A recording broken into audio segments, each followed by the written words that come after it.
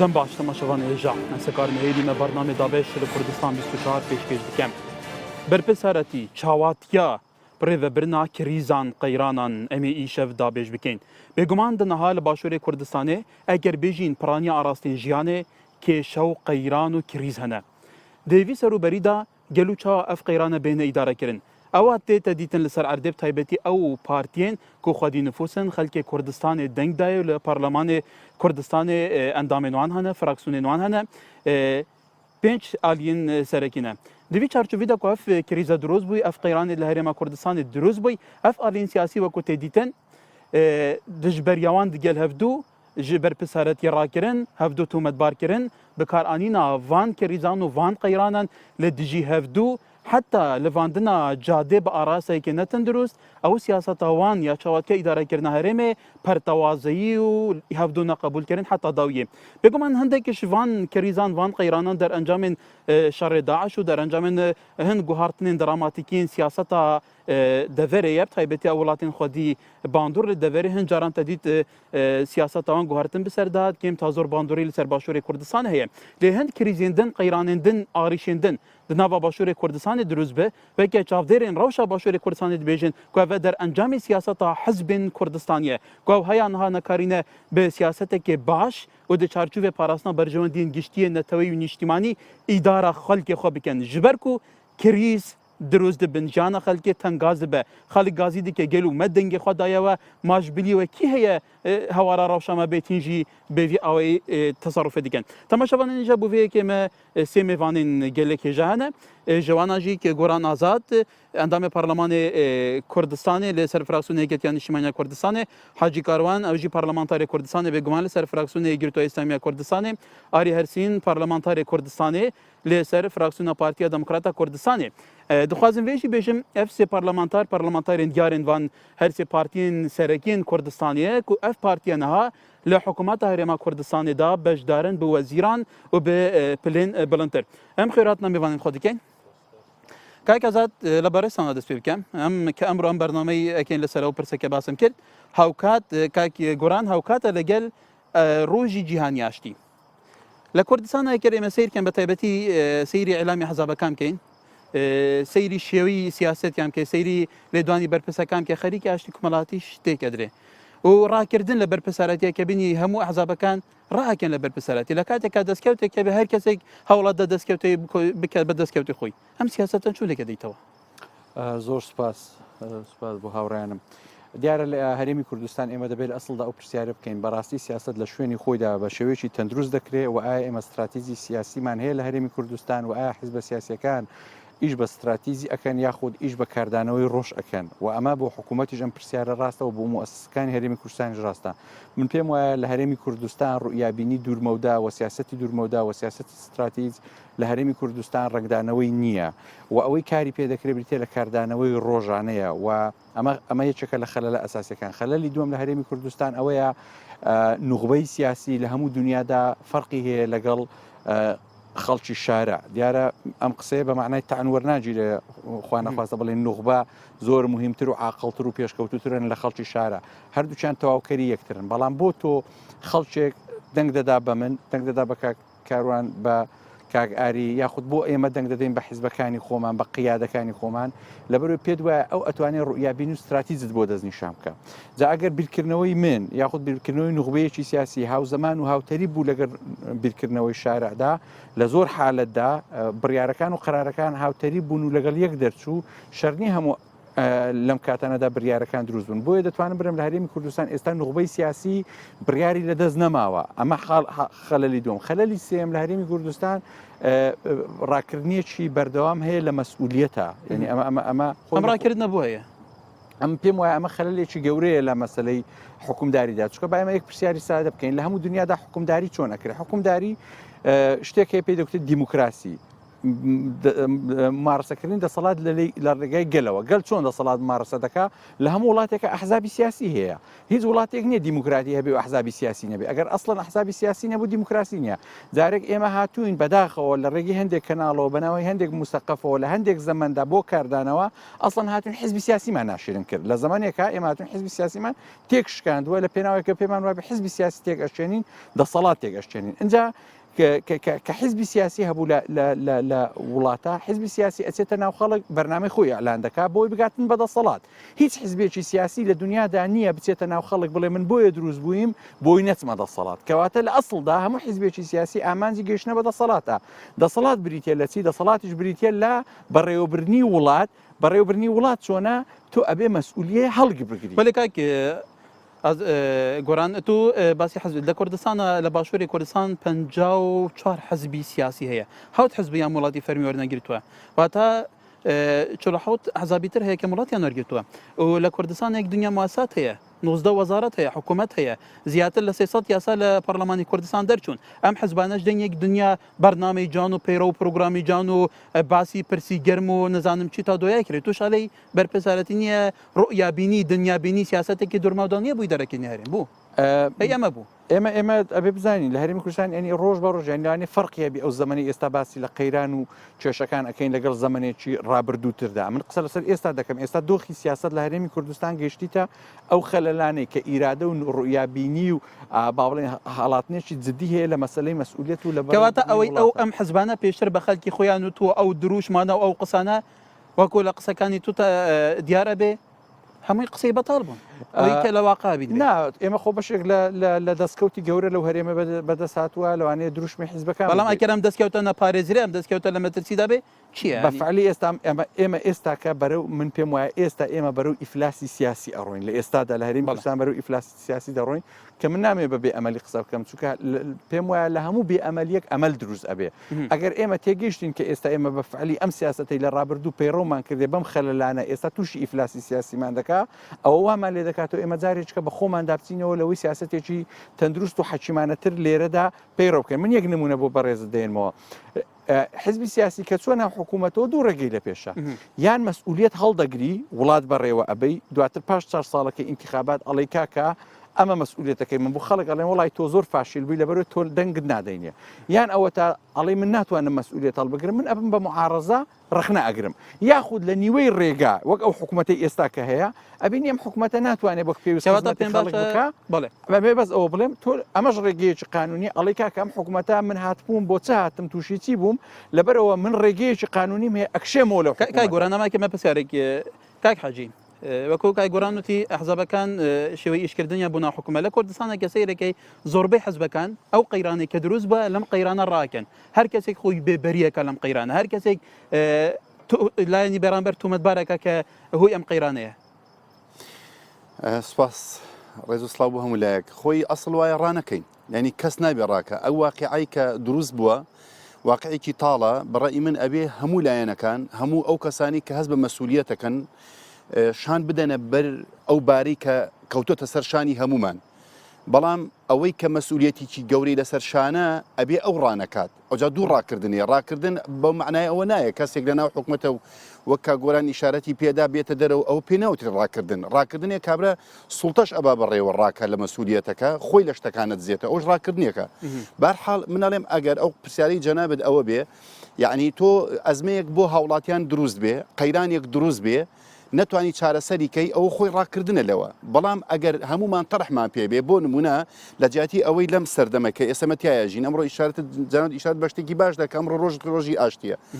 ئەگەر ئەم ئەحزابانەی بە تایبەتی ئەو 5 حیزبەی کە لەم کوردستانە هەن هەر یەکە و لە پرۆژەی خۆیان هەبووە بۆ ئەمڕۆ بۆ چاکسازی بۆ ئیسلاح بۆ ئاشتەوایی لە بەدەری ئەوەی کە یەکتر تۆمەتبارەکەین لە بەدەری ئەوەی کە یەکتر ناشرینەکەین لە بەدەریەوەی کە تۆمەت ئەبەخشینەوە لە بەدەریەوەی کە ڕائەکەین لە مەسئولیت بە هەمومان بۆ نمونە بەنووسراو هەیە بەنووسراو هەیە بەرنامە هەیە بەنووسراو پرۆپۆزالیان هەیە تەڕحیان چۆن ئەو پرۆپۆزەلە هەمووی قسەیە بەڕێی من تاسە لەم کوردستانە لە نەوەتەوە تاکوی ئێستاکە یەک شتێکی مستەمسەک و ڕسمیات نییە هەمووی هەر لەسەر مێزە و قسە کراوە و ڕۆژ بردۆ چۆتە سەر یعنی ئەگەر بە وەزیر خارجیە کاتۆ مشکلیم کوردستانی حەل کردو بە دەوڵەتێکی ئیقلیمی هاتووە خۆمان نەمانتوانین مشکلەکان چارەسەرکەین بەداخەوە کامە گەورەترین نەقسی ئێمە لەم کوردستانە بەڕێی من بەشێکی زۆری ڕاکردن نییە لە مەسئولیت بەڵکو هەست نەکردنە بە مەسئولیت چونکە ڕاکردن لە مەسئولیت شتێکە و هەست نەکردن بە مەسئولیت شتێکی ترە. پێتوانە ئەو هەردوو شێوە هەیە لە کوردستان هەردووکی هەیە بەڵام بەڕێی من هەست نەکردن مەسئولیتەکە زیاترە یانی زیاتر من ئەوەندەی خەمی خۆممە خەمی کاگۆرانم نییە خەمی ئەمە لەوەی تر خراپتر نییە بێگومان ئەخر ئەمەی دروست کردووە تۆ دەیت وەکۆ خۆی پیشانە دێ بەرپرسەرەتی پرسەنەتەوەی نیشتیمانیەکان لە ئەستۆی گرم لە کاتە هەستیارەکان من خزمەتی گەلێکم قەیرانەکان ئەو جوابی ئەو پرسیارە لای کێیە جوابی ئەو پرسیار لای ئەو کەسانی کە مەسئولیەتێکی گەوریان لەسەر شانە ئەوانەی کە سوڵتەی گەوریان لەبەردەستە ئەوانەی کە مقدراتی ئەو میلەتیان لەبەردەستە ئەوان برا گەورەی زیاتر ئەنوێنێت تۆ ئێستا نەماڵێک مشکلی ئێوەش بەشێکن دێمە سەرەوە خۆشم بەشێکم لەوە هەمومان باسم لەوە نییە کە من نەبەستم شخصێکە مەبەستم حیزبێکە مەبەستم تۆ لە ماڵێک مشکلە ئەبێ گەورەترین کەس کە خەڵک ڕووی تێکا کێیە یا برا گەورەی یا باوکە یخۆ ناچێ بۆ دای برا بچکۆلەکە ئەو برا بچکۆلێ بەقەت ئەوەندە خەم ئەخوا ئەلێت چی بە منەکری ئەیکەم ئەوانەی کە برا گەورەیان کردووە بۆ ئەم خەڵکە ئەوانەی کە بەمانایەکی تر گەورەیان واندووە بەرامبەر ئەو خەڵک ئەوان ئەبێ ئێستا کە مبادرە بکەن بۆ چارەسەرکردنی ئەو کێشانی کە هەیە چونکە طبیعەتی ینی ئینسان وایە حتى قورئانی ئیشارەتە بە ئولو الئەلباب ئەوانەی کە خاوەن عەقڵ و منطقن ئەوانە ئەبێ زیاتر بێنە پێشەوە بۆ ئەوەی ئەمانەی تریش لە دەوریان پێکەوە بن لەگەڵ ئەمەشا من دەڵێم ئێستش نەچووە بچێ ئێمە فرسەتمان زۆر لەبەردەستە ئەم وەزعی کە هەمومان تایە ئەکوڵین ئەکرێ هادی ئیکەینەوە بە پرۆژەکت شتی باش. بەڵێ کاکی ئاری لە کوردستانە قەیرانەکان کەلەکە بوون قەیرانەکان گەشتە سەیژانی خەڵک ژیانی ڕۆژانەی خەڵک لە مەترسیدایە خەڵک ڕاکە بە تایبەت لە ئێستادا دیاردەیەک بەڵاو بووتەوە دیاردەی ڕاکردنی نوخبە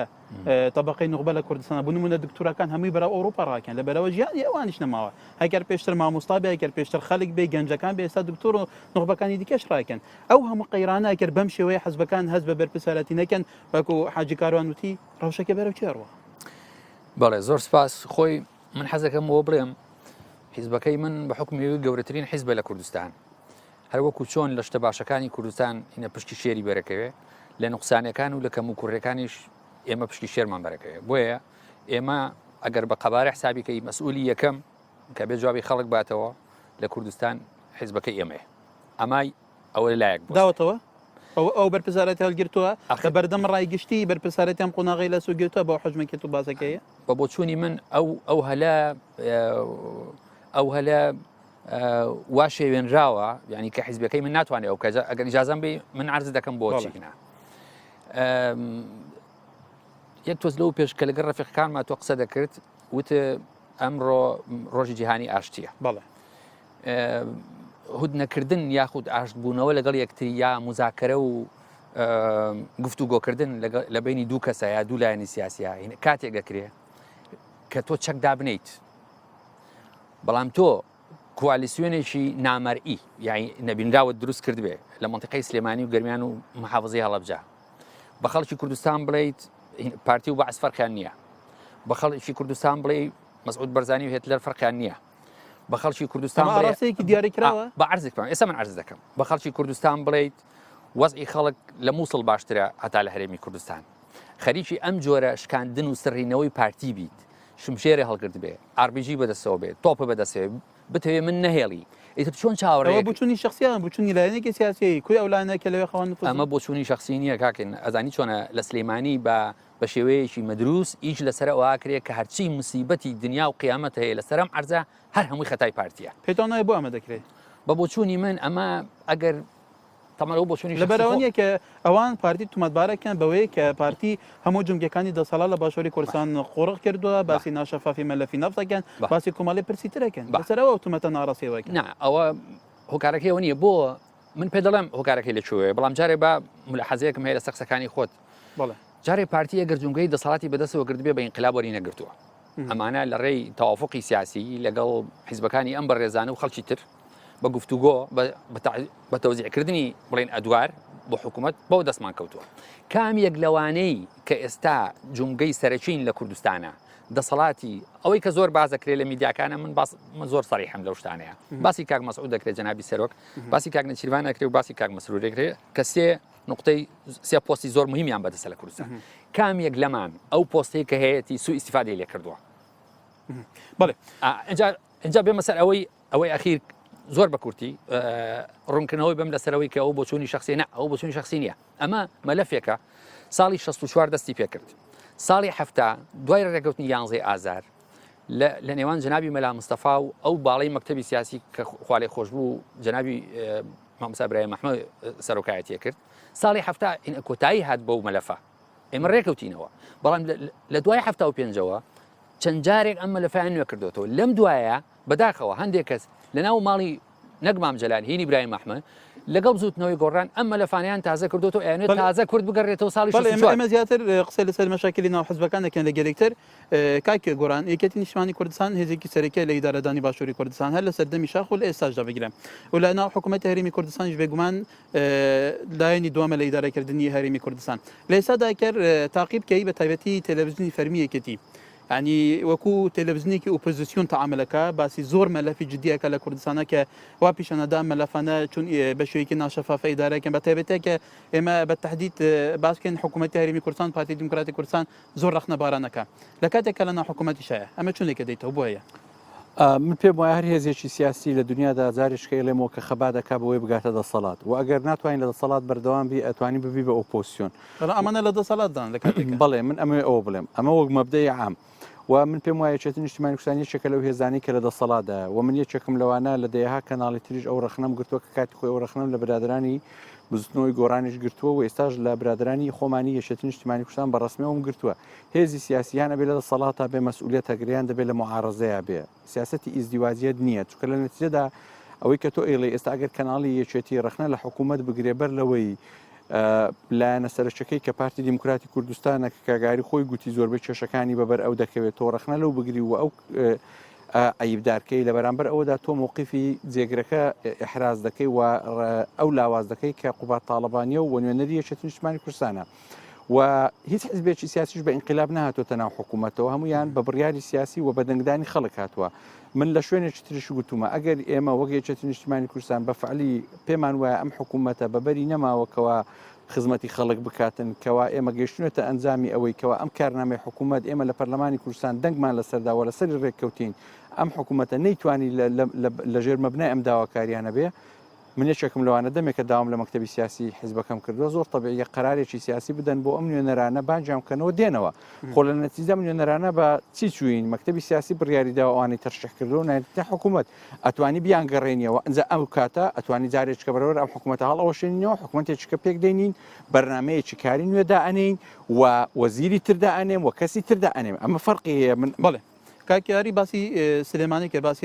ئەو سنوورەی کرد لە ئەو تۆمەتانەی ئاراستەی ئێراکرێن ئاراسی ئیدارە هەولێرەکرێت لە ئێستا دەبوون منە ئاراسی سەرروکی هەرێمی کوردستان دەکرێت ئاراسی سەرروکی حکوومەتی هەرێمی کوردستان دەکرێت ئەشوب هێنێرەوەکو خۆی وەتی بەداشانی ئەمە ئەکرێ ئەمە ڕەوشەکە هات بکاتەوە ئان زیاتر تاقیتەکە ئەمە نوێنەری هەموو سلێمانی نیمە و ناژام چێ و نمونانەی کاک ئاری باسی کردوانێ لە لای ئەو هەبێ ناتوانم دیفاع لەو حالەتانە بکەم بەڵام لە سیاسەتا ئەوەی لە لای من مەبدە بریتێرەوەی ئێمە هێزی سیاسین ولا ئەسڵدا دەبێت ململانی سیاسیمان هەبێ بەڵام نابێت دژایەتی سیاسیمان هەبێ بەڵێ دوشتی جیاوازە منیش ئەزانم ینی ئێمە زۆ تەبیعیە من پێم خۆشە حیزبەکەی من دەنگ زۆرتر بێنێ کورسی زۆرتر بێنێ زۆر تەبیعیە لە حیزبەکەی کاگاری بەڵام من نابێت بیر لەوە بکەمەوە چۆن بەبێەوەی بیر لە خزمەت بکەمەوە چۆن بیر لەوە بکەمەوە حیزبەکەی کاگاری بسرمەوە یان کاگاری بیر لە مکاتەوە من بسرتەوە لەبەرەوە لە نەتیجەشتا هیچ حیزبێک لە کوردستان ئەوە بوتە مودێلێک لە شێوەی سیاستکردن کە قەیرانێک کە بێ زۆرۆفێک کە بێ هەر حزبێک ئەوێ خۆی لەم قەیرانە بێبەری بکە بکاتە نقطەی زعف و بەرامبەر بۆی ڕای گشتی بجوڵێنێ و سەرنجی خەلی بخوزیات زەبەت بەدیوێت چکە ئێمە پێمان وایە لە دۆخی قەیرانەکاندا دەمانەوێت لە دۆخی قەیرانەکاندا کە قەیرانەکان دێتە پێشەوەت ئاگامان لەوە بێت چۆن دەنجی خەڵک کەسب بکەین بیبینەوە واتە ئێمە ئەمە ئەو دووبرایە گەر شادیم بۆ بدەن لە یەکەم ڕۆژی پەرلەمانی کوردستان کە من زۆر جار دەمگوت بۆ پێی من خولی دۆم بوو دەمگوت کاکە نەفەسی ئینتیخابات بەرتە داجارێک 4 ساڵمان مایە ئێمە کە دەچین بیرمان لەوەی ئێسپینە چۆن چەند کورسی دەبن لە نەتیجەی سیاسی تۆ نابێ بەم ئوسلوبە بیرکەیتەوە ئەمەی بە منطقی سیاسی خۆت بە منطقی حیزبی خۆت خزمەتی گشتیە بۆ خەڵک باشە بڕۆ ئیشی لەسەر بکە بەڵام هەنگاو هەیە لەوانەیە ئەمڕۆ بیهاوی ساڵی چوارەم نەتیجەی بێتدی بەڵام ئێمە لەم حالەتەدا زۆر زار پەلەمانە ئەمانە هەر ئەمڕۆ مزایدەکە بکەین مووقیفەکە بنوێنین شتەکە بنوێنین ئێوارە لە تەلەڤیزیۆن قسەی لەسەر بکەین بۆی ئەمڕۆ دەستخۆش وەگرێت بەڵێ کاک حاجی بێگومان یەکگرتوش لایەنێکی سەرەکیە لە ئیدارەکردنی هەرێمی کوردستان چەند وەزارەتی بەدەستەوە لە ناو حکوومەتی هەرێمی کوردستان ئەوی زۆر جار سەرنجی هەیە زۆر جار ڕەخنەی هەیە ئەی چی بکرێت بۆەوەی لە کوردستانە بێگومان ئەو هەموو قەیرانە هەیە بە شێوەیەکی دارا بکرێت کام قەیرانە کەمترە زەرەر بە خەڵک بگە هەریش نەبێت ئەوەندەی تر کەڵەکە نەبن والله واتەسەوڕەکەم ئێمە بە عەلەنی و بە ئاشکرا وتومانە یعنی ئەم کوردستانە ئەو وەزع ئابووری و گەندەڵی و سیستەماتیکەی کە تێک چۆ لە خوارەوە لەسەرەوە نەبێت چارەسەر ناکرێت ینی بە کوردیەکە ئەبێت تۆ ئاشتەوایی دروستکەی من یەک میسالی بۆ جەنابتان بێنمەوە لە حربی عالمی دووەمەوە کە ئەو ئەوروپایە تێک چوو یعنی تەرحی ئەوەیان کردوتیان مساوات دروستکەین مساوات ینی یەکسانی بە معنایەکی تر عەدالەت یان ئیستیقرار دروستکەین نخبەی سیاسیینی خوارەوە ڕۆشنبیری هەمویان وتیانە بێ مساوات بێ بەڵام سیاسیینی سەرەوە وتیان نەبێ ئیستیقرار بێت چکە ئیستیقرار نەبێ مساواتیش دروست نابێ ئیستیقرار یعنی بە معنایەکی تر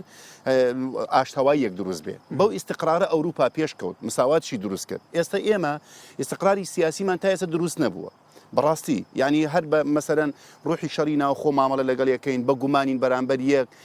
دڵمان بەرامبەر یەک پاکەوە نەبووە هەموو عقودەکان کە ئەکرێت لە وڵاتە هەمووی شەفاف نییە ئێمە ئەو ئاشتەوایەمان دروست نەکرۆ ئێمە وەکو یەکگرتو بەڕاستی ئیشمان لەسەر ئەوە کردو لازالیش ئەیکەین وە کۆڵیش نادەین سەراحەتەن ئێستش ئاخر مەطلبی ئێمە ئەمەیە ئەڵین هەتا لایەنەکان برایانە دۆستایەتیانە کوردانە مسلمانانە دانەنیشن لەسەر ئەم مێزی گفتوگۆیە لە یەک تێنەگەین بە تایبەتی قیادین و گەورەکان سرە گەورەکان لەگەڵ یەکادانە نیشن سەرکردەکان لەگەڵ یەکادانە نیشن ئاشتەوە نەبن بە معنای کەلیمە ناتوانی وەزعی کوردستان ئەمە قسەیان فعلا هەوڵتانداوە والله تەرحشمان کردووە ئێستا ئاخر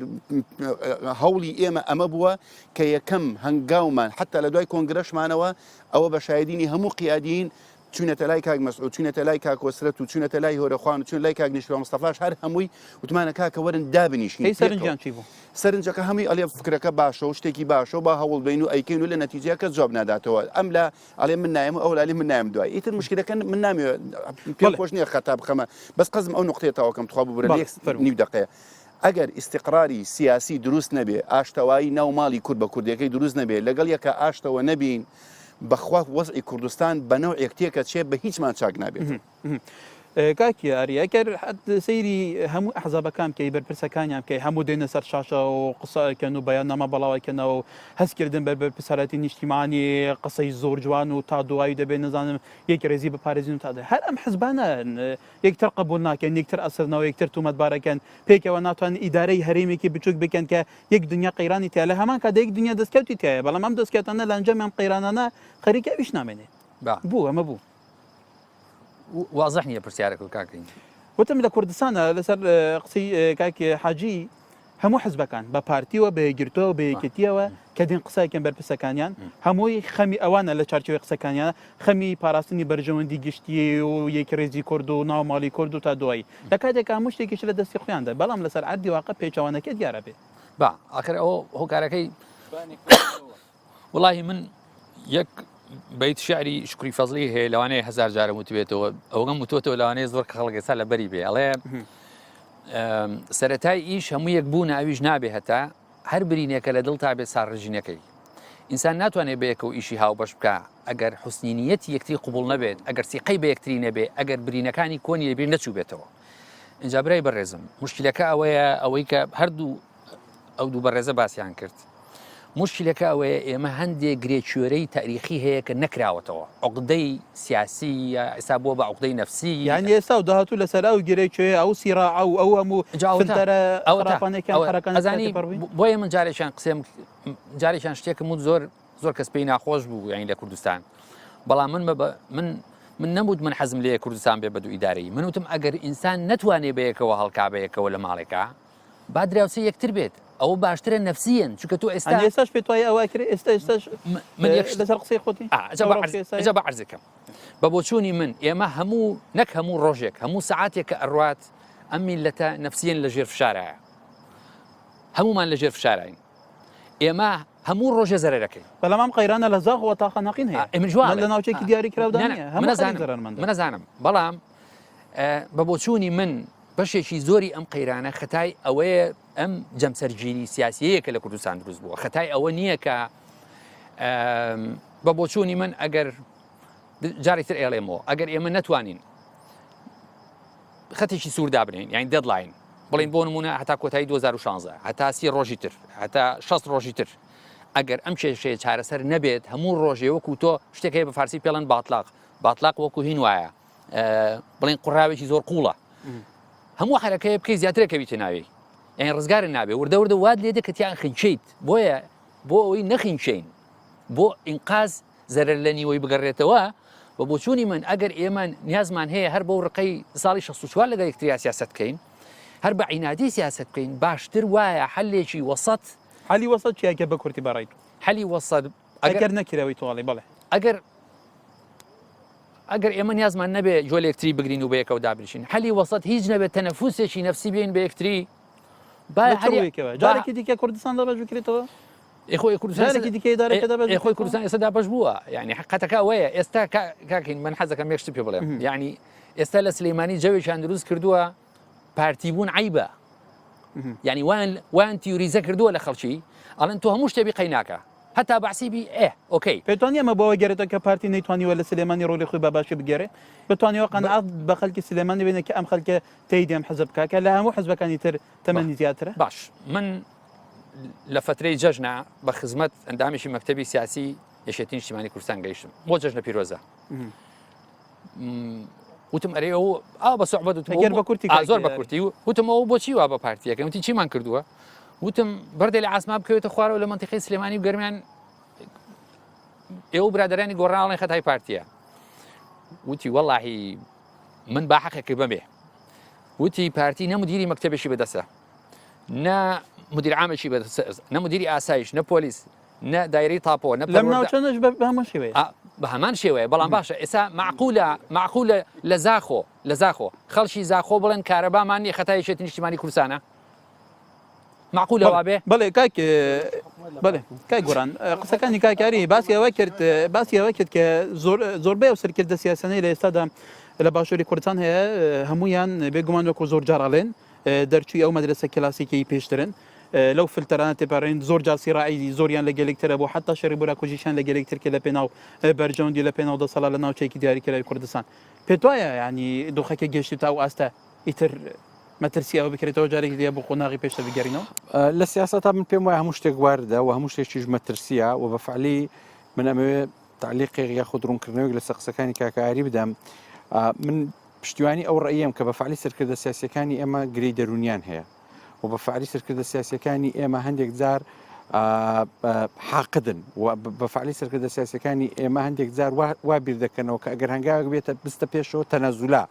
لە کاتێکا من پێم وایە سەرکردەی سیاسی تەنەزول نییە سەرکردەی سیاسی چ شتێک زۆر تەنەزولە بەڵام لە خزمەتی خەڵکە گەورەیە من هەموو جارێ ئەم نمونە ئەهێنمەوە لە شەڕی ناوخۆ لە نێوان یەکێتی و پارتی لە زەمەنی شەڕ چ شتێک شانازی بوو چێ ئەمڕۆ ئەم شارەی گر چێ ئەمڕۆ ئەم کەپکەی گر چێ ئەمڕۆ و تەپۆلکەی گر ئەو شتانە شانازی بوو بەڵام ئەو کاتە بۆ نمونە ڕێککەوتنیەک یان تەسلیمکردنی ڕەبایەک بە حیزبی بەرامبەر لە پێناو ئاشتی تەنەزول بوو بەڵام ئێستا کە زەمن دەیجێرتەوە کەس ناڵێ مووقیفی فلان حیزبی زۆر مهم بوو ئەو ڕۆژێ ئەو شارێ گر ئەڵێ مووقیفی فلان سەرکردەی زۆر مهم بوو لەو فلان هەنگاوی ئەو هاتووە پێشێک کەواتە لە مێژوودا ئەو هەنگاوانە دەمینێتەوە کە لە زەمەنی خۆی پێی ئەڵێن تەنەزول بەڵام مێژوو بە گەورەی ئەینووسێتەوە بۆیە ئەبێ ئێستا کە ئێمە میدیا خشارە ڕۆڵمان هەبێ سەرکردەکان ئیجبارکەین بۆ یەکتری تەنەزول بکەن کە لە لای من تەنەزول نییە بەڵام ئەوەی لە شارە پێ گوترێت تەنەزول لەبەر ئێمە لە مێژوودا بەدەستکەوت دەشتێتەوە بەڵام کەواتە من متفقم کە ئێمە ئەم حالەتە نفسیانە لە کوردستان دەیجار هەوڵەیە بۆ نمونە سەرروکی یاریمی کوردستان سەرروکی دیوانی هەرێم ڕەوانەی لای هەموو لایەنە سیاسیەکان کرد بێن پێکەوە دانیشن چارەسەری بۆ ئەم کێشە ببینن لە کاتێکە بەرسەوێکی ئیجابی نەبوو ینی تا ئێستا ڕەوشەکەوەکو خۆی ماوەتەوە لەوانەیە ئەم هەوڵە زۆر بە ئاسانتر کاک مەسعود ئەیتوانی خۆی بە هەوڵی گەورەتر بێتە ناو مۆزوع ببێ فوئاد حوسێن معالەجەی کاتن وەک ئەوەی زۆر جار لە شەڕی ناوخۆ مامجەلال سەردانی کاک مەسعودی کردی و بە ڕێزیشی پێشوازی لێ کردی و داژنشینە و بە یەکنێت و حەلیان کردێ لەبەر ئەتوانین لێردەکە بەڵام ئەمە ڕوونکەمەوە ئێمە ئەمان هەیە ئەم گرێ دەرونیانەمان هەیە بەڵام ئێمە نابێ ومان لە بیرچێتەوە هەموو حالەتی سیاست لە هەرێمی کوردستان بریتێ لەوەی گرەی دەرونی و حەقدی 64 و ئەم حالەتانە بەفعلی کێشەی سیاسیمان هەیە بەفعلی کێشەی مؤسساتیمان هەیە یعنی ئێستا چی ئەتوانی بڵێ ئێمە کێشەی یاسای سەرۆکایەتی هەرێمی کوردستانمان نیە و مودەی سەرۆکی هەرێم تەواو نەبووە چێ ئەڵێ بەتوانی بەم بڵێ ئێمە پەرلەمانی کوردستان کە پەخراوە لە زاری بەڕێز کاگنێچیروان وەک جێگیری پارتی گوتی ئەم کاری ئێمە کردمان کارێکی خراپ بکەواتە کێشەیەکە پەرلەمان چێ ئەڵێ ئێمە بە زمانی یەکێتیشەوە کە ئەیڵێم ئێمە کێشەی مؤسساتی حکومڕانیمان نیە بەڵام ئەوەش کێشە بەڕای کێشەی دیموکراسیمان هەیە ئێمە کێشەی قەیرانی داراییمان هەیە کەواتە هەموو خەلەلەکان بالەوە کورد نەکەینەوە کە ئێمە گرەی دەرونی سەرکردەکان و حەقدە شخصەکانمان هەیە بەڵام ئێمە بەفعلی ئەم کێشانە لە ئەرزی واقع وجودی هەیە و ئەمانەش کۆمەڵک فاکتەری هەیە کەوا ڕێگرە لە چارەسەرکردنی کاکی حاجی هەکەرێمە بگەڕێنەوە بۆ ئەنگلی بابەتی ئەم شەوی بەرنامەی دابش مەسەلەی ڕاکردن لە بەرپرسەرێتەوە هەموو قەیرانە لە کوردستان هەیە قەیران زۆر هەیە لە کوردستانە هەمووتان ڕۆژانە تەقیمەکەن ئەم قەیرانانە بێگومان کەلەکە بووە نەک هەوڵێک هەیە بۆ چارەسەرکردنی ئەم قەیرانە بەڵکو هەوڵێک هەیە بۆ کەلەکە بوون و زیاتر تاقیدکردنی ئەم قەیرانە ئێمە باسەوەکەن هەنی چی بکرێت کە ئەم قەیرانە چارەسەر بکە ئەم خەلکە لەم ڕەوشە بێنتە دەرەوە جارت ئەگەر نەخۆشێک بەری بۆ دکتۆرەکە بێت تشخیصی نەخۆشەکە بکە ئەوجا عیلاجی بۆ دۆزێتەوە ئەنی پێت وایە کەس نەخۆشیەکە نەزانێت با ئەزانێ بەس یعنی خەمخۆر نییە بۆ چارەسەرکردنەکە ینی خەمێک نییە بۆ چارەسەرکردنەکە ئەوەندەی بەقەد ئێستاکە ئەوەندەی خەم لە خۆتێرکردن و خۆپڕکردن و خۆقایمکردن هەیە خەم لە ئام کێشەکە ناخورێ بۆ ئەوەی کە سەرەتای کێشەکان یەکەم تۆ لەم وڵاتە دەستگایەکت پەخراو پێوترێ پەرلەمان کە ئەتوانی بڵێ زۆربەی هەر زۆری کێشەکان چارەسەرەکرێ ئەوە بڕە پەرلەمانی ئەگەر پەرلەمانیش نەکرێت مەسەلەن دەستگای تر هەیە دەستگای دێمە سەری پەرلەمان بە دەرەجەیەک ئەو جارە تۆ دام و دەستگاکانی دادگا ئەم دادگای لەم کوردستانە تا ئێستاکە مستەقیل نییە یعنی ئەمە گەورەترین خەتەرە تۆ ئەم دادگایانە ئەگەر ڕۆلی خۆیان ببینن یاسا بە معنای کەلیمە کە ئەوترێ سەرەر بێ سەرەر وایە ئێمە ئەم ڕۆژەمان ناگەیشت بەم ڕۆژە سەراحەتەن سێ ئەو دەستگایانی کە پێ ئەوترێ مؤسساتی چاودێری دارایی دەستگای نەزاها ئەمانە هیچی هەمووی تعتیلە بەڵام لێسەدا چی بکە لێسەدا ڕۆژەکە ئەبێ هەمووی بگرێتەوە جێی خۆی یەکەم شت بەڕاستی پێشی هەموو شتێ تەنانەت پێشەوە ئاشتەوەش باسم کرد ئەبێ پەرلەمان وەکو حوسنی نیەت هەموو لایەنەکان گۆرانی شارەتی بەشتێتە تەنازول بکەین بۆ پەرلەمان کاکە پەرلەمان بەکارخستنەوە تەنازولە خۆ ئەمە نەکاک مەسعود دەچێ بۆ لای کاگنێشیرۆن و کاگنێشیرۆن دەچێ بۆ لای کاک مەسعود هەمومان بڕیار بدەین ئەم پەرلەمانە بەکار بێ پەرلەمان لەم ماوەی کاری خۆی بکە ئەمێنێتەوە ئەمیش ئەخ بۆ ئەمێ چاکرێ دووەمین ئێمە خەلەلمان لەکوێ هەبوو هەموو شتەکان ڕەبتە بەوەی پەرلەمان کارە بکرێتەوە ئێبێ گومان ئەزای بۆ ڕەبت نییە ڕەبتە کاکە گیان تۆ بەتەمای ئەلانی دەوڵەتنی ئاخ کاکە گیان تۆ بەتەمای ڕاپرسینی کاکە گیان تۆ بەتەمای مؤسساتەکانی بەخۆ بێ ئێستاکە ئەگەر چێ هەیە وەزیری سامانە سروشتەکان محاسبە بکە ئەگەر پەرلەمان تعتیل بێ بەڵێ کاکاری بەڵێ باسی پەرلەمانیان کرد باسی پەرلەمان ئەزانی ئەو نازام جەناب بزانی لەم چەند ڕۆژەی ئەخیرە کۆمەڵی ئیمزا کۆکراوەوە بۆ دانیشتنی پەرلەمان من بەنسبەت خۆمەوە لە سلێمانی کوکراوەوە بەڵێ بەنسبەت خۆمەوە ئێمە 37 ئەندام پەرلەمانین ئەگەر 37 ئەندام پەرلەمانی پارتی ئیمزای بکردای من ئیمزام ناکرد حەزەکەم بڵێم بۆ لەبەر ئەوەی ئەو برادرانی کە ئەویان ئەو ئیمزایانیان کۆ کردوێتەوە یەک فاکتی یەک حقیقەتی بچووک هەیە بیریان چۆتەوە کە لە کوردستان پەرلەمان ساحیبی هیچ قەرار و هیچ مەرجعیەتێک نییە ئەوەی کە بڕیاری لەسەر سەرۆکی پەرلەمانەکە بە ئیتیفاقی سیاسی لە دەرەوەی پەرلەماندان کەواتەوەسیان دەم پەرلەمانەوە دەم پەرلەمان بەم شێوەیە نەنە بە عەرزەکەم ئەتخوا بە عەرزەکەم ئەوەی وا بزانێ ئەم پەرلەمانی کە لە هەولێر هەیە ئەمە ئەوەیە کە لە پاریسە و ئەوەیە کە لە ژنێف و ئەوەی لە بەرلینە ئەمە ڕاست لەبەرەوە تعتیل کرا بە عەرزەکەم لەبەر ئەوەی ئەم پەرلەمان نەرە بەڕاستی وایە یعنی با پێم بڵێ من چەند جار وتومەتەوە ئەمە ئێستا ژێڵێمەوە بە بۆچوونی من ئێمە وەکو پارتی خەترێکی زۆر ئەەکەین لە دکتۆر یوسف لەبەرەوەی دکتۆر یوسف هیچی بەدەست نییە کاک نەوشیروان مستەفایە کە سەرۆکی پەرلەمان بووە نەک دکتۆر یوسف یەک پرسیاری بەسیط ئەگەر بە پارتی بە هەموو حەزەبەکانی تر بەبێ بەرپرسە باڵەکانی حەزبەکانیان بتوانن لە پەرلەمان ناتوانن جام نەمی ئەو نقطەکە بوو منەمە یەکشتی بچووک بڵێم بۆی وەختەکە زیاتر نەگرم من ئەمێ بڵێم باشە ئەگەر پەرلەمان ئەوەمە مقدسە مەرجعە ئەی عەجەبا بۆچی کەسانی یەکەم و دووهەم و سێم و چوارەمی هی حیزبەکان خۆیان کاردید ناکەن بێن لەوێ دانیشن کاک مەلا بەختیار و کاک فازڵ بیرانی لە جیاتەوەی لە مەسیف و لە دوکان کۆبوونەوە بکەن با بچن لە ژووری فراکسیۆنی پارتی وێژێتی لە بینای پەرلەمان بیکەن کەواتە حاجی کاروان وەکو کاکاری وتی ئێمە پەرلەمانێکمان نیە ئەوەندە ئەکتیڤ لە پاریس بێت تۆ بەدای خەنتاو دای بۆچیمان پەرلەمان بۆچی مادامە وڵاتێک پەرلەمانی تێنە بێ وەڵ سەرنجتە بوو لەسەر پەرلەمان لەماوەی پەخستنی پەرلەمانەوە ئەزمێ دروست بوو هیچ مشکلە نەبوو سەرەتای دروستکردنی ئەو حکومەتە باش هات کارەکان هات کە پەرلەمان تەعتیل بوو گەندڵی هەموو ئەم کوردستانی کردەوە کاکە گیان طبیعەتی ئینسان وایە ئەو خوایە ناوی ڕقیب نەبێ ئەم ئینسانە هەموو شتێکەکە بەڵام ئەگەر تۆ دەستگایەکی ڕێقابی پەک بخەی گەندڵی دروستە بێت بەڵام کاگاریجان تۆ پەرلەمان کاکە ئەی بۆ انتخاباتێک بۆ پەرلەمان دروستەکەی من ئەمە ئیشارەتی بە شتێک خوا یەک دقم من پەرلەمان حەسر نییە لە دکتۆر یوسف پەرلەمان حەسر نییە لە دکتۆر یوسف و لە گۆڕان و لە پارتیولێکی کاکە پەرلەمان مؤسسەیەکە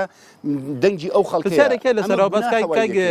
گۆڕان و دوخل ئەندامی پەرلەمانی کوردستان بووی لەسەرەوەی پەرلەمانی کوردستان هەموو شتێکە باسێکی باسی پەرلەمان تەفعیل بکرێتەوە بۆیە بتوانانی هەموو کێشەکان چارەسەرگە پێت وایە یەکەم شت پەخستنی پەرلەمانی کوردستان ئایبەیەکی سیاسی گەورەیە و گەڕانەوەی ئەم مؤسسەیە بۆ دواوە لێدانە لە دیموکراسی و لێدانە لە دەنگدەر و شەریعەتی خەڵکی ئەمە یەک دوو با بێمە سەر حالەتەکان و نابێ ئێمە بەڕاستی شانازی بە پەخستنی پەرلەمانەوە بکەین بەڵام لەگەڵ ئەوەشدا کاراکردنەوەی پەرلەمان یاخود دەست بەکاربوونەوەی دکتۆر یوسف بریتی نییە لەوەی هەموو کێشەکانی ئیداری و سیاسی لە هەرێمی کوردستان چارەسەر دەبی بەڵام نیەتێکی باشە بۆ یەکڕیزی و ئاشتەوایی سیاسی ئەمە بڵێن پەرلەمانی کوردستان چێ پەرلەمانی کوردستان بریتە لەو دامەزراوەی کەوا حیزبی سیاسی تێدایە ئێمە ئێستا گرفتمان لە نەبوونی دیالۆگ و یەکڕیزی حیزبی سیاسیە ئەگەر ئێمە لە پەرلەمانی کوردستان کاری هاوبەش بکەین من و فراکسیۆنەکەی کاکاری من و فراکسیۆنەکەی کاک حاجی کاروان لەوانەیە ڕۆژێک لە مووقیفێکە لە پرۆژەیەکە هاوبەشین هاوتەری دێین دەڕۆین لە نەتیجەدا ڕنگدانەوەی لەسەر حیزب سیاسەکان بەڵام پەخستی پەرلەمانی کوردستان ئەمە ئەوە تەواوکەم ئێستا حیزب سیاسەکانمان دوور خستەوە خۆ بۆستە چکە ئێمە زۆر قسە پەرلەمان دەکەین بە غەڵەت شتەکان ڕۆیە پەرلەمانی کوردستان وەک گوتم ئەمە نابێت بابەت ئێمە بە تایبەتی لەسەرەوە باشە بەس ئەمە ئەو بڵێن پەرلەم پرسەکەی تۆ لەسەر قەیرانە یەکێک لە قەیرانەکان بریتە لە نەبوونی پەرلەمانی کوردستان لە هەرێمی کوردستان ئێمە پەرلەمانی کوردستان ئەگەر کاراشمان کردەوە دەست بەکاریش بۆ ئەمانە سیلسیلەیەکن ئەبێ بەبێکەوە معارەزە بکرێت بەڵێکاری باسی اتفاق کرد بۆ نمونە هەیئەی سەرۆکاتی پەرلەمانی کوردستان لە چارچۆی اتفاقێک هاتە ئاراوە پارتی ئاڵێ کە گۆڕان پابەدی ئەم اتفاقە نەبووە لەوەیە کە هەندێک یاسا هەنە ڕاندی نیشتیمانی هەیە پێویستە کۆندەنگی لەسەر ئەمە هەبێت لەبەرەوە ئەمانە اتفاقەکان پێشێل کردووە ئەمە ڕەتفعلێک بووە ئەزانی چۆنە من پێم وایە پارتی ئەوەی کاکتۆر یوسف گوتی پارتی ئەم قەزیەی لە خۆی گەورە کرد لەبەرچی پەرلەمان کەی لە کارخرا 12 ئەزای پەرلەمان لە 1970 لە کارکەوتووە پەرلەمان بە پێی قانون لە دوای تەوابوونی مودەی سەرۆکی هەرێم لە 1970 بە ڕێی قانونی من لە کارکەوتەوە بۆ ئەو دوو برادەرە بە شایدین بۆ بدەن ئێمە لە یەکینەوە لە دوای 1970 دەستمان بە جەرسەی پەرلەمانی کردەوە توانیمان هیچ یاسایەک دەرکەین یەک یاسات بە نمونە بۆ دەهێنەوە من ئەندامی لیژنەی نووسینەوەی دەستور بووم داوامان کرد بە هەموو فراکسیۆنەکان بە پارتی و بەیەکێتی و بەیەکگرتو و کۆمەڵ و مەسیحی هەمومان کۆدەنگ 3 مانگمان مودە بۆ درێژکەنەوە هیچ مناقەشە ئەویزم قانونە لە پەرلەمان ئەفونکە سەرۆکایەتی پەرلەمانی توانی بێنتە جەلسە بۆ لەبەر ئەگە پەسەندی کرد بە بۆ یەکێک بنێری ئێمە گرفتی مودەی سەرۆکێریمان هەبوو ئەم دوو برایە شایدن ئەو کاتە موچە نەبوو خەڵک خۆ پیشانداین دەکرد لە جادە ئێمە توانیمان وەزیرێک بینە پەرلەمانی کوردستان کەواتە ئەمە ئەوە بڵێم ئێمە پارتی لە 12 کە پەرلەمانی ڕێگیری لە دکتۆر یوسف کرد ئەگەر واشی نەکرد با پەرلەمان کوردستان ئەو کاتە ئەم دوو برادیسان بە شایەت دەینەوە ئێمە چما مناقەشە کرد پەیڕەوی ناوخۆ عالەم لە جادەی موچەی نەبوو ئێمە پەیڕەوی ناوخۆمان مناقەشە کرد لەبەرەوەی پەرلەمان گۆرانەکەرە مەشنەبێکە پەرلەمانیش کارانە کرێتەوە و ڕەوشەکە هەر بەم شێوەیە بێ ولاینە سیاسەکانیش بەم شێوەیە هەست بە بەرپرساراتی نەکەن بەردەوامەکۆیەواڵێن یەکتر تومەتبارەکەن حەل چییە بەڕای تۆ دوو حەل هەیە هەردوو حەلەکەم پێم وایە چەند نزیکە بە دەست پەرلەمانتارەکانەوە بەس دووری دەخینەوە لە خۆمان کە ئەمە زۆر زار داوام کردێ بەڵام خەڵک بەنەوەچە حەلێک ئەوەیە ئێمە ئەمانەوە ئەم یاریە سەرۆکاتی هەرێم مودەی تەواوە پەرلەمانی کوردستان پەچی خراوە ماوە نەماوە حکوومەتێکی شڕ و شەقمان ماوەتەوە بە هەموو لایەکمان ناوی بنکەفراوانەوە وردەوردە لی ئەبێتەوە وایە گرتو ئەوە ئەم ڕۆیە و ئەم ئەڵێ ئەکشێمەوە ئەمانە ئێستا ئێمە پێویستمان بە کۆبوونەوەش نیە لە نێوان لایەنە سیاسەکان متمانەش نیە ئێمە ئێستا پێویستمان بە سفرکردنەوەی یاریەکە هەیە بۆی جارێککە لایەنە سیاسەکان بەیەکەوە دانیشتنەوە ئیتفاقێکی نوێ بکەینەوە وەک زۆر جا پارتی دەڵێ ئەمەوێ لەگە گۆڕان ڕێکەمەوە ئەخرەمە حەلەکەت پێڵێن لەبەرەوەی گرینگە کەواتە ئێمە دوو حەلمانەیە حەلی یەکەم ئەوەیە قانون ڕێیداوین 58 پەرلەمانتار 56 پەرلەمانتار دەست لە کار بچێشینەوە ئەم پەرلەمانی کوردستانە هەڵوەشێنینەوە ئەم حکوومەتی هەرێمی کوردستانە ئەبێ بەکاربڕێکرد و بە زووترین کات ئیعلانی انتخابات بکرێت تا انتخابات دەکرێت حکوومەت دەبێ بەکاربڕێکرد ئەو کاتی سەر لە نوێ انتخابات ئەکرێت ئەگەر بە کورتی ئەیدی دو لایەنەکان ئەسنە ناو انتخابات و ئەو جا حکوومەتێکی نوێ پێک دێنین بەدڵی خۆیان یاخود لستیەک هاوەش ئەمە یەک ڕێگەی دووەمینیان ئەوەیە زمان نییە ئەمە ڕێگەی یەکەم بەڵام مشکلەکەی چێ مشکلەکەی ئایا انتخابات ئەکرێت ئایا خەڵک دەستە دەنگدان ئایا کۆمیسیۆنمان هەیە ئەمە گرفتی یەکەم حالەتی دومیان هەیە کە ئاسانترە بە هەر پەرلەمانەکەمان بمینە ئەویش ئەوەیە ئەم حکوومەتی ئێستا هەرێمی کوردستانە کە قانون ڕێگەی داوە هەڵی وەشێنینەوە بینەوە جارێکە کە هەڵمان وەشاندەوە ئەم حکوومەتە بەردەوام دەبێ وەک کاربڕێکەر خەڵک غەڵەت تێگەیوە کە ئەڵێ حکوومەت هەڵوەشێتەوە بە معنای ڕوخان نییە بەڵام لە کامل دەسەڵاتەوە ئەبێ بەنیو دەسەڵات ئەمە تەواوکەم ئەگەرم آخر کاتمان زۆر وعد کەم حکوومەتە هەڵوەشایەوە لایەنەکان گفتگۆ دەکەنەوە حکوومەتێکی نوێ دروست دەکەن دەستنە پەرلەمان کارەکەنەوە لەسەر ئەو دوو سەرنجێک کاکێ گۆران من جاری تر ئێڵێمەوە ئەم قەیران و ئەم مەشاکلانەی کە ئێستایە ئەو کەسانە ئەتوان حەلیکەن کە قەراریان بەدەسە هیچ کام لەوانەی کە ئەندامی پەرلەمان بە کاک جەعفەری منچی ئەندامی مەکتەبی سیاسی حیزبەکەی خۆمەوە لە پێشە ئەنجا ئەوانی تر قەراری مطلقی بەدەست نییە قاو قەڵەمەی پێ نییە کە ئیمزاکەی کرد بڵێن تاواوە ئۆکەی ئێ باشە من پرسیار لە مناڵێکەکەم ئەڵێم کاکە ئەم مەجلیسە ئەمی کە پێڵن پەرلەمان کە قەراری بەدەست نەبێت کە هەمووی عازێک و بڕیاری نهایی ڕێکەوتنی نهایی ئەبێ لە دەرەوە بکرێت ئەبێ لە مەسیف و ئەبێ لە سلەیمانی و ئەبێ لە دوکان و ئەبێ لەمانە بکرێت نانە بە عەرزێکم نە من ناڵێم بانە بێ بەس من ئەڵێم ئینسان با خۆڵ نەکاتە چاوی خەڵکۆ بڵێ ئەها ئێمە پەرلەمانێکمان هەیە زۆر مهمە و بەڵام پارتی نایاڵێ هین ئەکتیڤ کرێ ئەوە یەک دووهەم ئێوە پرسیتان نازام جەناب بوو یا یەشێک لەم دوو بەڕێزە بوو وتیان مەسلەی پەخستنی پەرلەمان مەسلەی ڕێگرتن لە دکتۆر یوسف بۆ ئەمانی شخصی خۆی بوو من ئاگادارم ئەو ڕۆژە ئەمە یەک دووهەم مەسلەی تووڕەبوونی پارتی لەسەرەوە بوو کە ئینقلابی لەکرا 23 حوزەیران ئەمە لە چیەوە هات لە تووڕەبوونێکی شخصی کاک نەوشیروان مستەفا سەرەتا و بنەمتای ئەم قەیرانی کە هەیە لە تووڕەبوونێکی شخصی کاک نەوشیروانەوەی بەڵێ حاجی کاران سەرنجی تۆ لەسەر ئەندامی پەرلەمانی وەڵا لەگەڵ یەکەم خاڵی گۆرانە ئەوەی یەکەم نەکرێ باشە چکە ئەگەر ئێمە ئەترسین من بەش بە حاڵی خۆم ئەترسیمەوەیە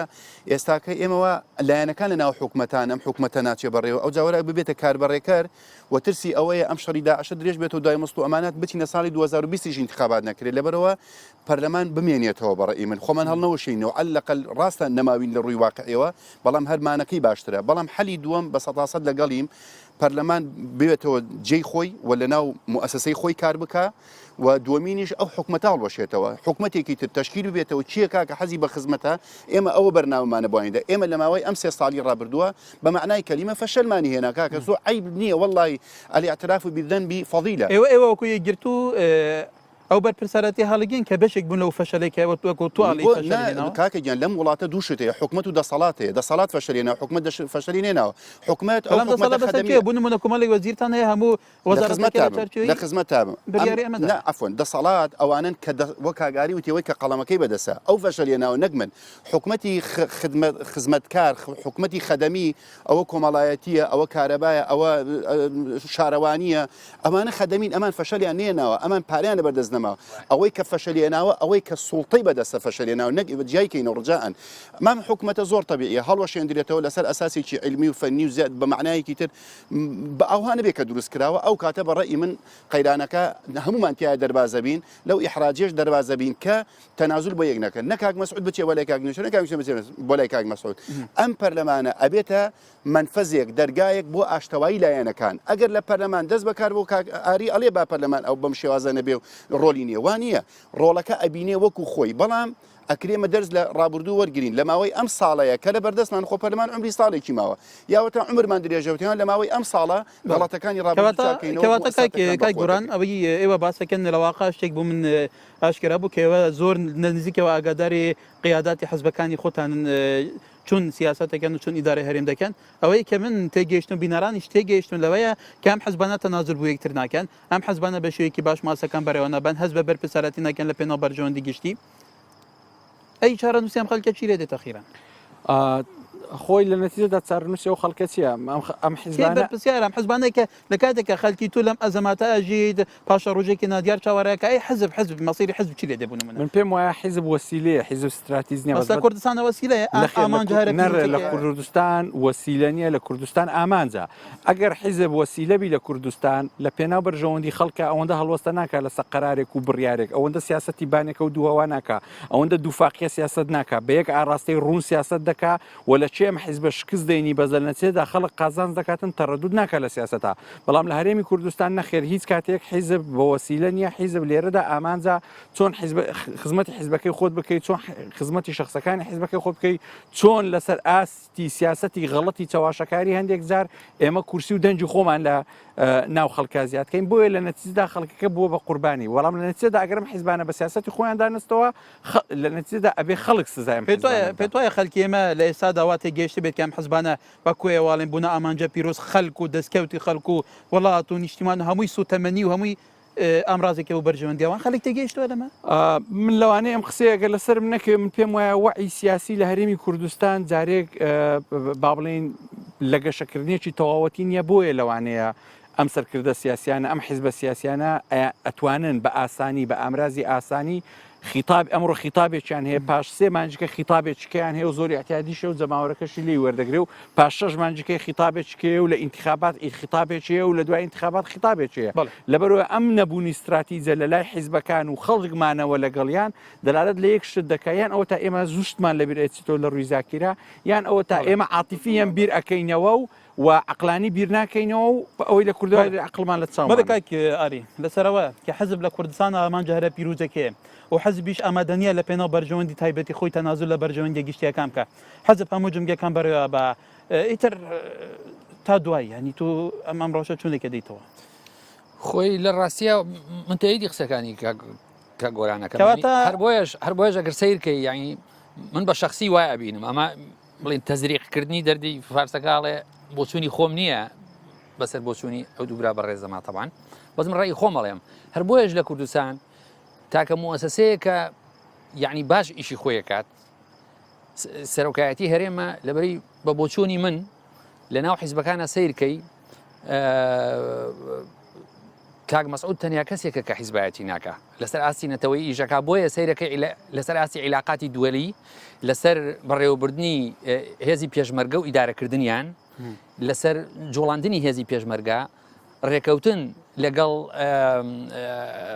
هاوپەیمانان اتفاق و دیالۆگ لەگەڵ ئەوان بۆیە سەرکەوتووە لەبەری بە بۆچوونی من هینە کاک مەسعود مەسافەیەکی وەرگرتووە لە حیزبات لەمەیە تا چەند گرنگە لەمەیە تا چەند گرنگە سەرۆکی هەرێمی کوردستان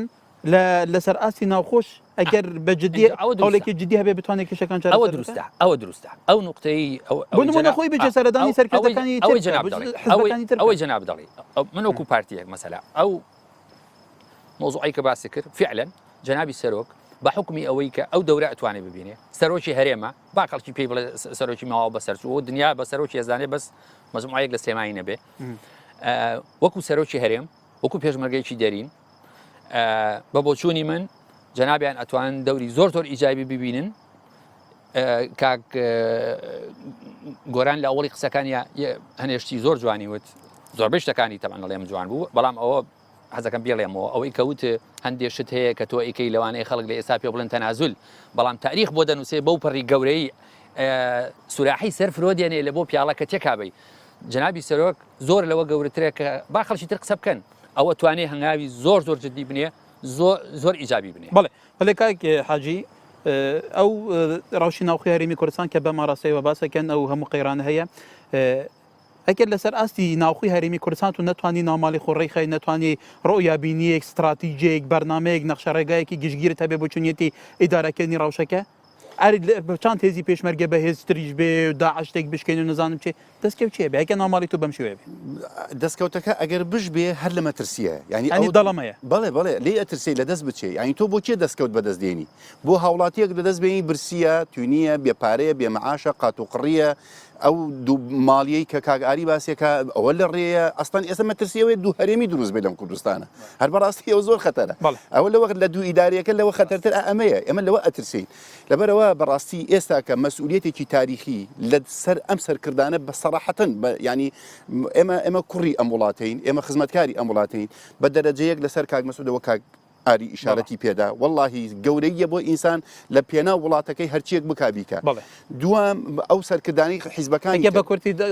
ئەوەندە من جارێکی تر ئەڵێم هەتاکو سەرکردەکان لەگەڵ یەک ئاشتەوە نەبن ئەگەر مام جەلال و کاک مەسعود لە شەڕی ناوخۆ پێکەوە دانەنیشتنایە و هاتنی مام جەلال وەلای کاک مەسعود نەبووە شەڕی ناوخۆ بەو هەموو بڵێسەیەوە ئاگرەکە دانامرکایەوە کاکە خۆیسە شەڕی ناوخۆ نییە فقط قسەیەکی کاک نێچیروان بەرزانی ئەڵێ ئەم ئەزمەی کە دروست بۆ 180 نەفسیە ئیتر واللهی عیبە بۆ سەرکردەکان بە حاڵەتی نفسی خۆیان لەبەر خاتری نفسی خۆیان و لەبەر خاتری بەرژەوەندی خۆیان ئەم میلەتیان قسەتە قەیرانەوە ئێ بەسە کەواتە کای گۆران دوای سەرنجی تۆ دوای سەرنجی منەوەیە دەبێت متمانەی سیاسی لە نێوان هێزە لایەنە سیاسیەکان دروست بکرێتەوە چکە ئێستا بەڕاستی متمانە نیە متمانەش بە دیالۆگ دروست دەبێتەوە ئەو متمانە دروستە بێ متمانە دروست ئەبێ بە تاکید بۆ لە ڕابردوودا دروست بوو چەند جار چۆن دروستە بێکە بە متمانە بە شێوازێک متمانە بە دیالۆگ دروست دەبێت دیالۆجیش بە دیالۆگە لە چ ئاستێک دیالۆجیش بە دانیشتن دروست دەبێت لە نەتیجەدا لە هەرێمی کوردستان بەشێکە لە عێراق و شەرق ئەوسا سەرکردەك ڕۆلی کاریزمایی هەیە ڕۆلی خۆیانیان هەیە و ئەوان دەتوان بە ڕۆلی بەڵێ کاکاری دوا سەرنجی تۆ وڵی دووشت یەکەم ئەگە بە کورتی زۆر بە کورتی یەکەم خەڵکی کوردستان دڵنیاکەمەوە کە بە هیچ جۆرێک کلیلی حەلی مشکلەکان لە کارەکردنەوەی پەرلەمانی نیە ئەو خۆڵکردنە چاوی خەڵکی ئەمە یەک دووهەم من پێشنیارەکەم لای ڕەفیقەکانیشمەوە کە دوو ئەندام پەرلەمانی بەڕێز و زۆر دڵسۆزی ئەم وڵاتە من پێشنیارەکەم کە ئێمە هەر 11 ئەندامانی پەرلەمان مزەکرەیەک بین بە کاک مەسعود داوای لێ بکەین کە وەکو سەرۆکی هەرێم نەگۆکو سەرۆکی پارتی وەکو سەرۆکی هەرێم گەورەی خۆی بنوێنێ بابچێ وەلای کاک نەوشیروان وڵێ وەرە مشکلەکانمان حەڵ بکەین. بەڵێ زۆر سپاس بۆ میوانەکانمان ئاریارسین ئەندامی پەرلەمانی کوردستان لەسەر فراکسیۆنی پارتی حاجی کاروان ئەندامی پەرلەمانی کوردستان لەسەر فراکسیۆنی یەکگرتو کاک گۆران ئازاد ئەندامی پەرلەمانی کوردستان لەسەر فراکسیۆنی یەکەتی بەڵێ تەماشاوانی نیجا ئەم گەلێک سپاسیەوەژی بکەین کە هەیە تەماشاوە ئەم هیویدارین ئەم کاری بین بەشێکی 1% ڕۆژانە زوارن لێ جەمەهەنە لێ میوانێن خەوار بگرین هەتا هەڤیتنەکەدن گەلێک سپاس بۆ تەماشاکردنەوە دخێر و خۆشیان دەڕێن.